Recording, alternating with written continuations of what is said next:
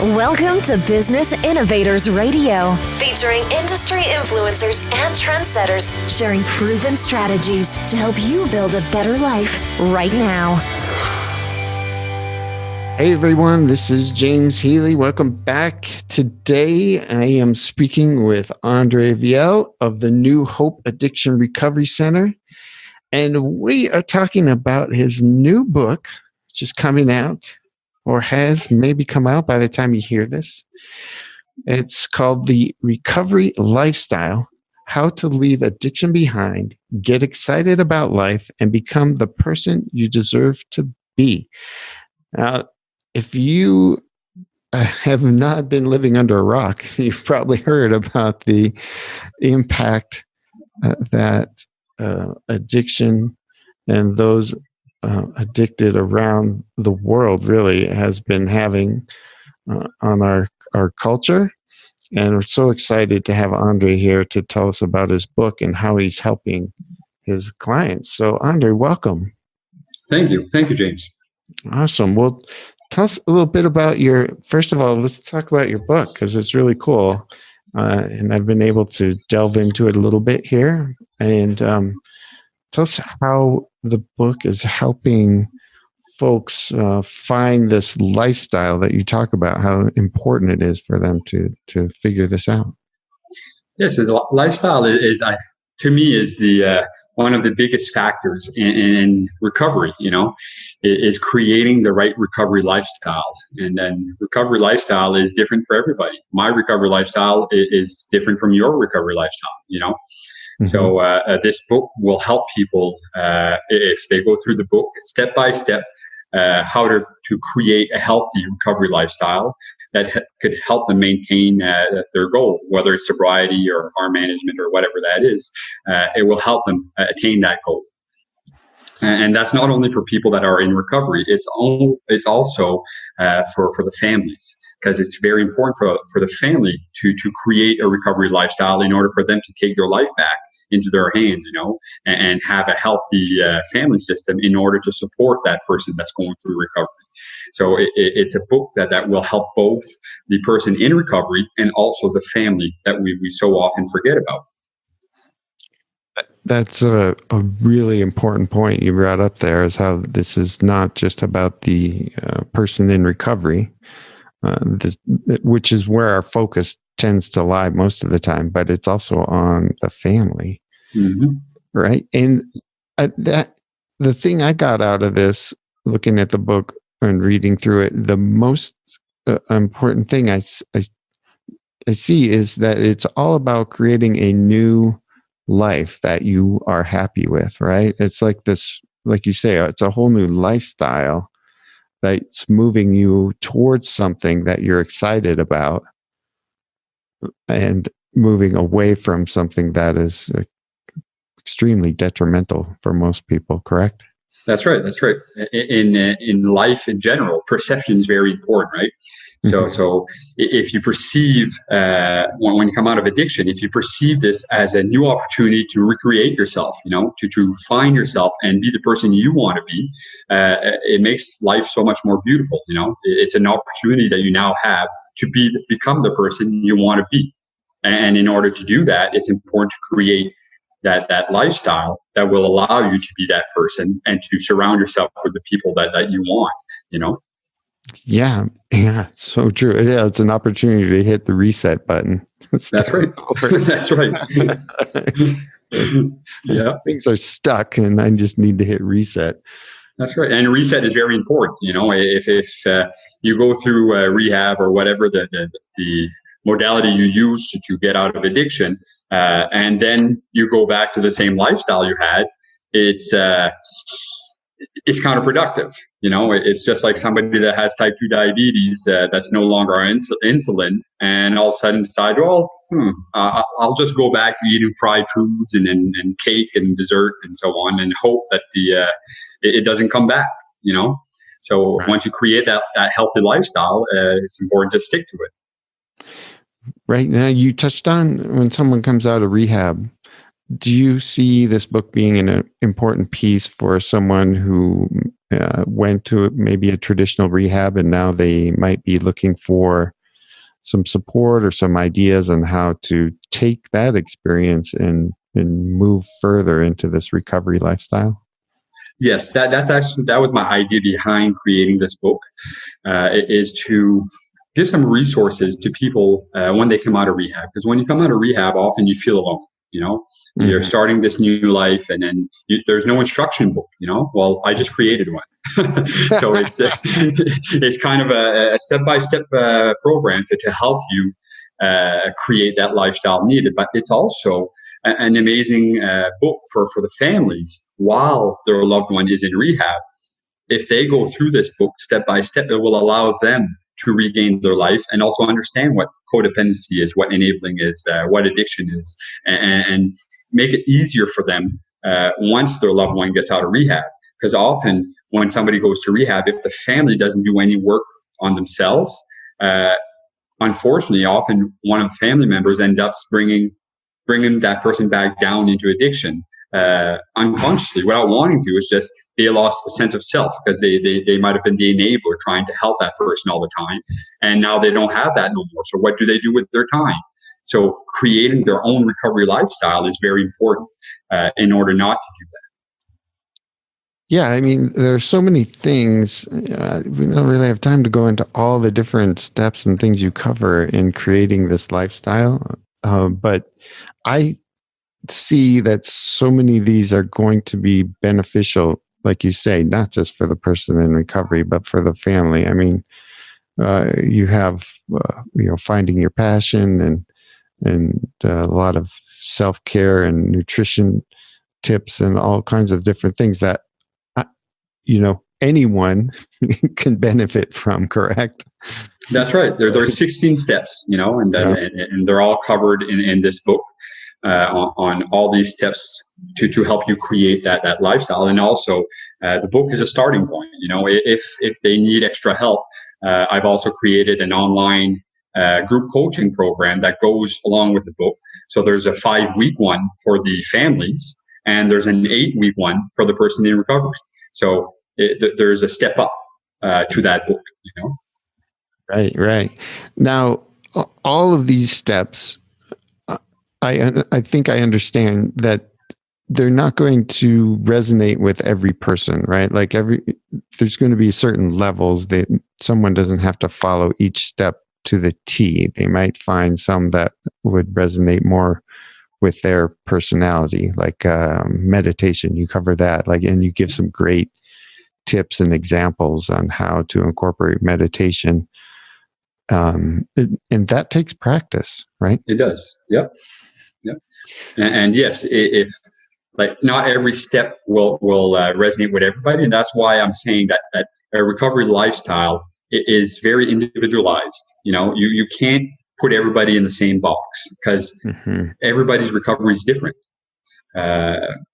So that's why it's important that you follow the steps that work for you, and you could modify some things. Like if somebody doesn't want to do meditation or doesn't like meditation, they could do prayer.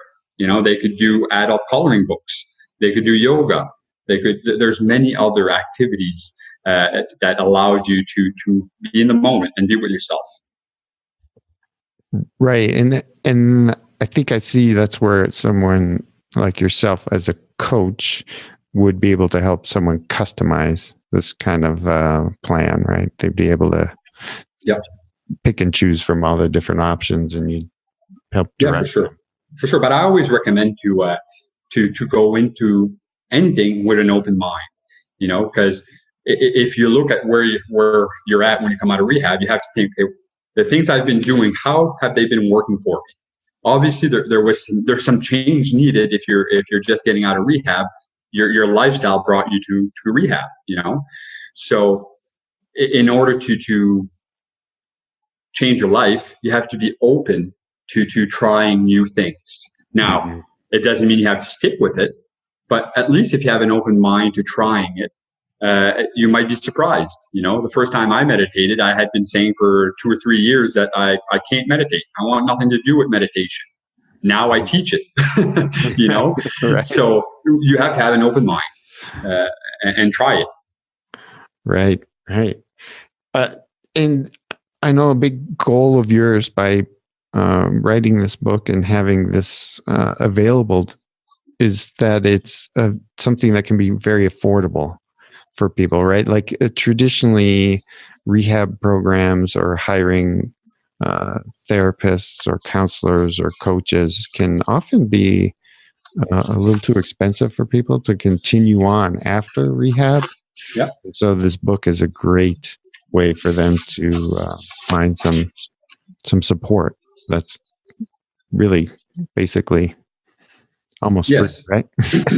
I agree, and that's why I created several steps. Like the book is one step, so that's very affordable. You know, for almost anybody could purchase a book and do some self work on themselves.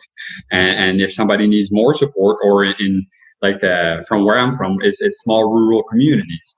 So people that go to rehab don't have access to aftercare because the rehab they went to is so far away. You know, so this allows people to have that aftercare for 8 weeks. By joining the online group coaching program, so they have support for 8 weeks afterward at a reasonable price. You know, so that's why there's step ups to the book. So there's a book, there's a group coaching program, and if somebody wants to go a little bit further, there's also some one-on-one coaching opportunities. You know, that's awesome. What are some of the most common pitfalls and mistakes you see? Folks who are trying to create a lifestyle, a recovery lifestyle, falling into traps that might get them into relapse. And, I know that it can be a challenge for people. The relapse is often just a part of the journey. That's right. Well, when it comes to relapse, first, I'll talk about relapse. It's all about perception, right? Unfortunately, often we're conditioned in rehab or by society that relapse is normal. It's part of recovery and so on and so on. So we start thinking that we have to relapse, you know, and yes, it can be part of recovery, but it doesn't have to be. And that's important for people to understand. It doesn't have to be, you know, because that's for me personally, that's one of the hardest things, because I wasn't relapsing. I wasn't craving. And I was sitting with my therapist and saying, there's something wrong with me. You know, what's wrong with me? I'm not relapsing. I'm not. So, you know, so we have to take that mentality away of saying it's normal that we relapse. Now, we have to see the relapse, if it does happen, as a positive thing. If somebody relapses, it's an opportunity to learn. Okay, what happened? Why did you relapse? Let's play it out and let's learn from it. Because everything that you learned before you relapse, you don't lose it. You don't just forget that, you know? So you're just building another step of resilience, and you keep moving forward. You can't dwell on it. You know, you have to learn from it. That's one thing. And the second biggest mistake is people in recovery, often we strive and we focus on sobriety. You know, everybody says, okay, I'm going to put my energy. I want to be sober. I want to be sober. I want to be sober. I want to be sober. Right. Yeah. And that's the same mistake as somebody that says, I want to be healthier, or I want to lose weight, and they put all their energy on a diet. I'm going to diet. I'm going to do this diet. I'm going to do this diet. I'm going to do this diet. And what happens with diets? I don't know any diets that actually work. People go on a diet, then they crash. Go on a diet, then they crash. Go on a diet, then they crash. You know, does that remind you of anything? Yeah. Sobriety, relapse. Sobriety, relapse. Sobriety, relapse. And what's the secret to that? Well, if you look at in the health world, when somebody wants to lose weight or get healthy, we recommend to create a healthy lifestyle. You create a healthy lifestyle, and the weight loss and the health will be byproducts. They'll happen, right? Same thing in recovery. If your focus and energy is all going on, I want to be sober, you're not creating the lifestyle you need to be sober.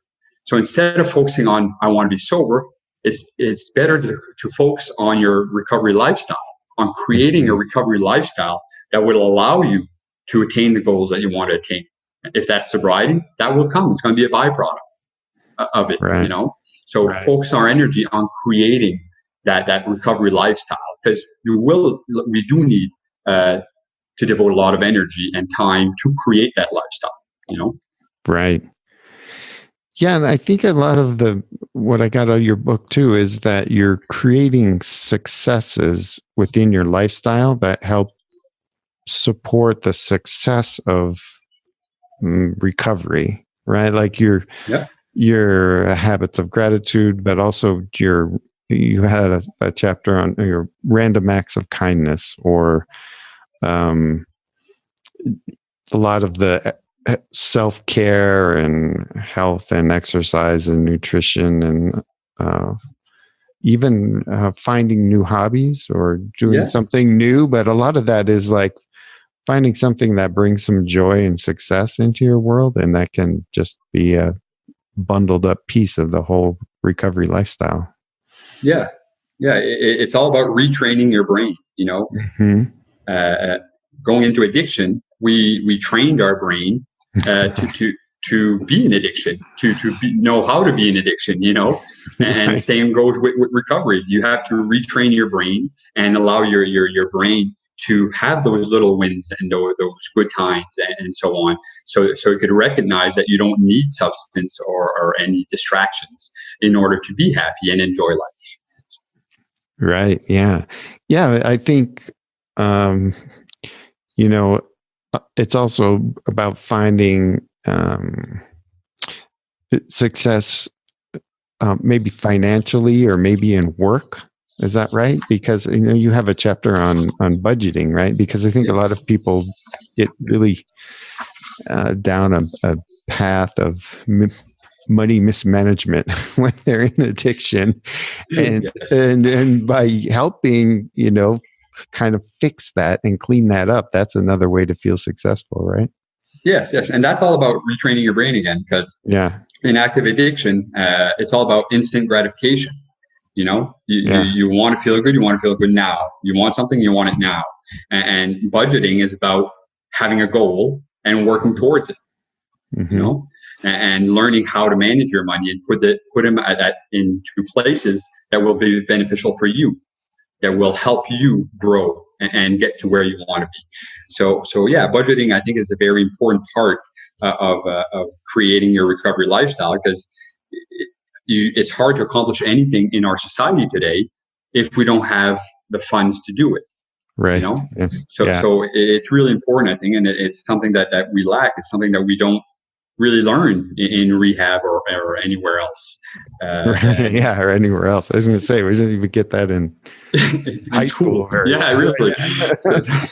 So I think it's very important. We keep telling, and I remember being told, well, you need to budget better. Create a budget. You need to do this, but nobody showed me. Right. Like, how do you want me to do it? It's like telling a kid, tie your laces, and nobody's ever showed him. It's not going to happen. So that's kind of the concept of really showing people, and it's step by step to make things easier. The last thing I want is to overwhelm somebody. So this is a very gentle and comprehensive way to do it. Yeah, no, I love that about this book, is that it touches on all these little pieces, like the budgeting, from everything from budgeting and nutrition to, good tips on how to start with meditation, because it's often so new for people, but can be a good thing. So that's great. Yeah, and people often expect to be at the top of the ladder before even stepping on the first step, and that's what happens with meditation. People want to be experts at meditating on the first try, and it doesn't work that way. It's like going to the gym and trying to bench 300 pounds the first time you're there. Yeah, you have to work up to it and be patient with everything. Yeah, it's incorporating it into your, like you say, your new lifestyle or your new daily or morning routine or whatever it is, and it can take a lot of time to change those habits and those routines, because we've built up others. For sure. Well, let's change tacks here a little bit and tell us a little bit about what inspired you to become a recovery coach, and I know you've opened your own treatment center there, and now you've written this book. You've been doing a lot of great work in this area. What led you down this path? Well, first, I wanted a little correction there. The treatment center is not opened yet. We're still, Okay. we're still working on getting funding and support from our provincial government. So we're waiting on answers, and then hopefully our provincial government is going to come forward and help us, so we could help people of our province. But that's where we're at with that. So we're still moving forward, still working hard at it, but it's not yet opened. So it's coming along. Yeah, but what really inspired me to want to open that rehab and to open up my recovery coaching practice and so on is the lack of resources that we have in this province, in New Brunswick. I wanted to make sure that nobody else had to go through the hardships I went through when I was trying to find help, and my goal is to try to make this as accessible as possible to as many people I can. And unfortunately, it's a reality that not everybody could afford my coaching services. So by writing this book, it allows even more people to have access to my services and my knowledge, and to have a guide on how to create their own recovery lifestyle.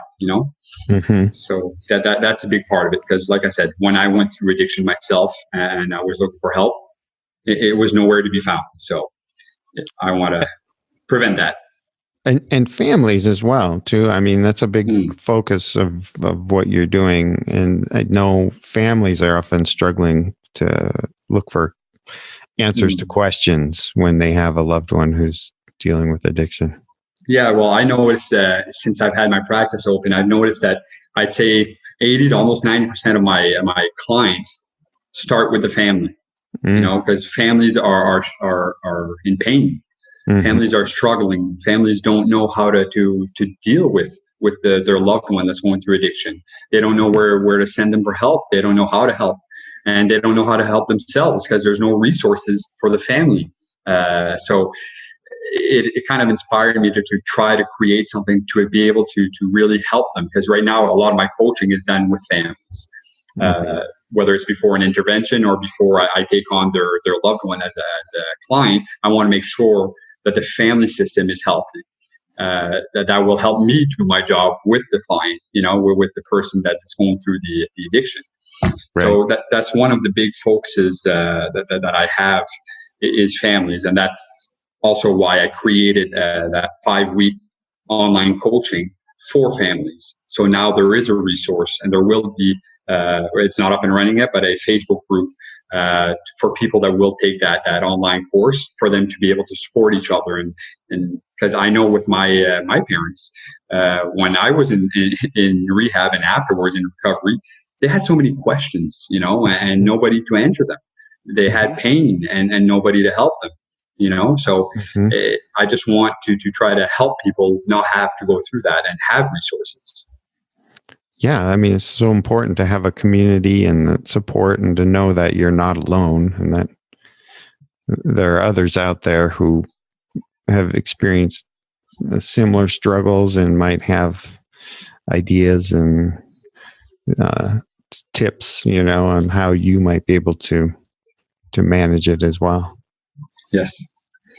Just great. Do you have any lessons you learned early on in your coaching practice that maybe impacts how you approach your business today? I know, like you're just saying, that was eye-opening to me, to know that 80 to 90% of how you end up with clients is basically through the family, not the individual looking for the help. Yeah. And I don't know if that's all coaches' reality. It's just mine in my demographic right now. But right. Can you repeat that question? Oh, you have a lesson that you learned early on that maybe impacts how you approach your business today. Yes. I think the biggest lesson is the open mind. To have an open mind. The worst thing you could have in coaching or therapy or when helping people is a rigid thinking. Rigid thinking causes more harm than does good. So I try not to bring my beliefs onto other people. I try to have an open mind and have knowledge on various ways to approach recovery. That way, if somebody comes to see me and this person is interested in the 12 steps, well, I could refer them to 12-step meetings. I could help guide them through that and so on. If somebody comes to see me and they want nothing to do with the 12 steps or religion or anything like that, then I could also help them with that, because I don't have a preference. My preference is whatever helps the person, whatever will help that person attain their objective, their goals, not goals that I put on them, not goals that I think they should achieve, not reach somewhere I think they should be reaching. It's all about what they want, and I just help guide them on how to get there, or different modalities, or sometimes help them shift their perception on something to allow them to move forward. Yeah, that totally makes sense. You just mentioned 12 steps, and I realized that your book is, doesn't really even talk about the 12 steps. Like it's something I think that most of our culture has assumed as kind of a path to recovery.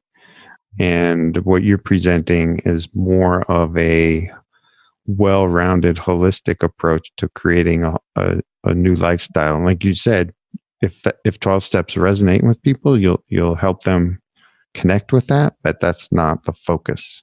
No, I agree. And it's like I said, I don't prefer any path, if somebody, 12 steps can be part of somebody's recovery lifestyle, and that's great.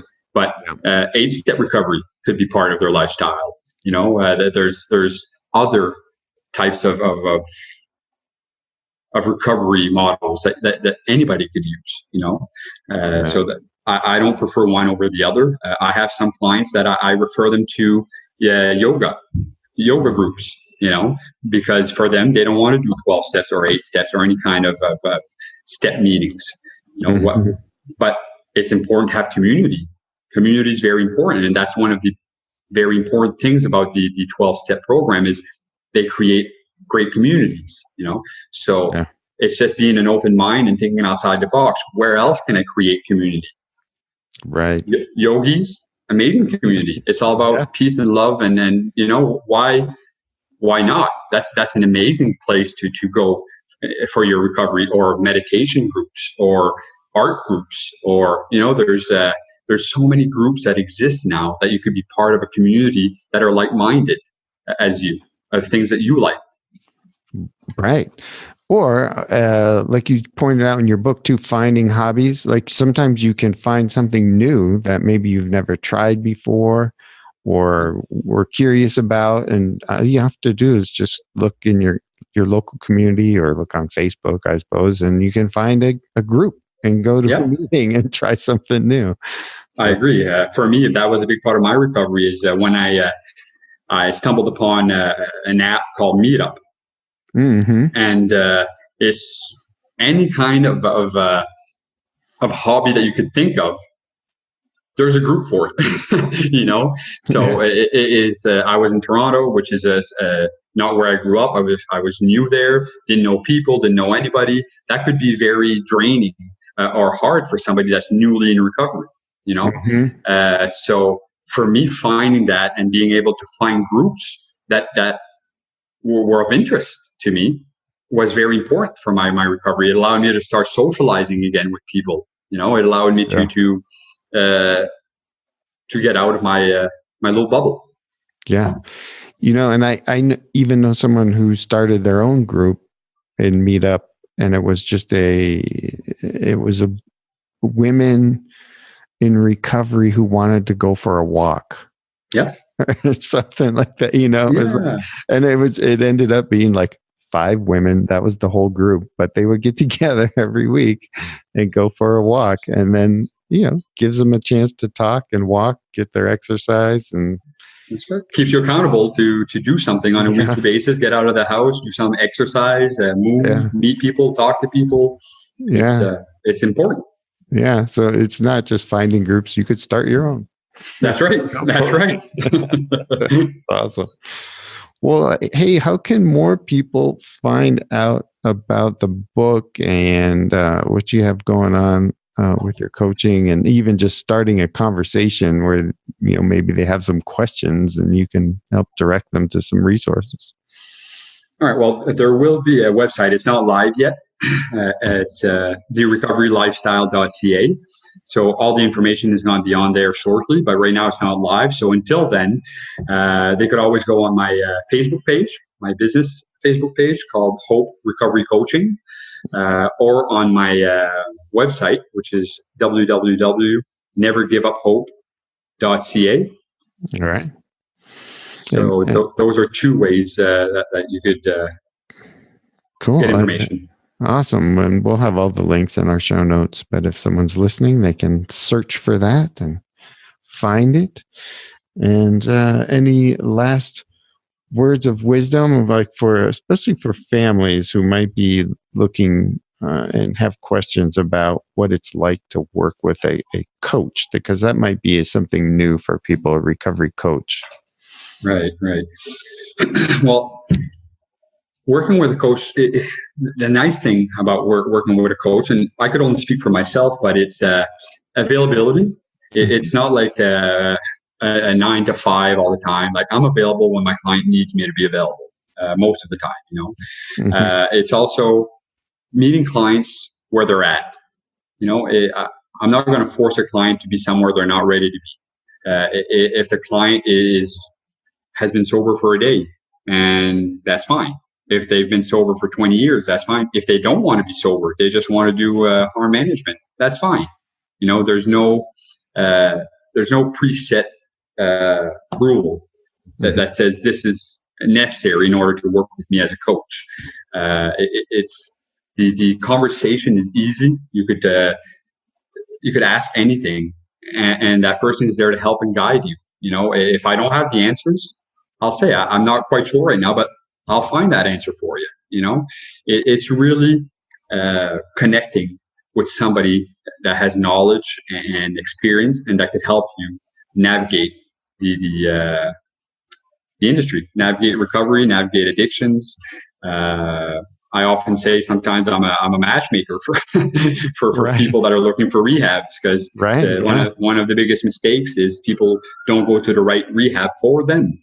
So I try to help them figure out, okay, what are things that are important for you in life? What are your goals? Where did you ever go to rehab? What kind of rehab did you go to? What techniques did they use? Do you have any hobbies? And I try to find a rehab that will fit that person better, so that person has certain comfort walking into that rehab. It makes it easier to go find that trauma, because in rehab you're going to be vulnerable, and you want to be in a place that you feel safe. So there's a lot that a coach could do, and the only way to know is to try it and experience it for yourself. Yeah, it's like you're a very experienced guide helping someone navigate this world of addiction recovery, which can be overwhelming and confusing, I think, I agree. For not just the individuals in recovery, but for their families as well. So I really appreciate what you're doing, Andre. It's awesome.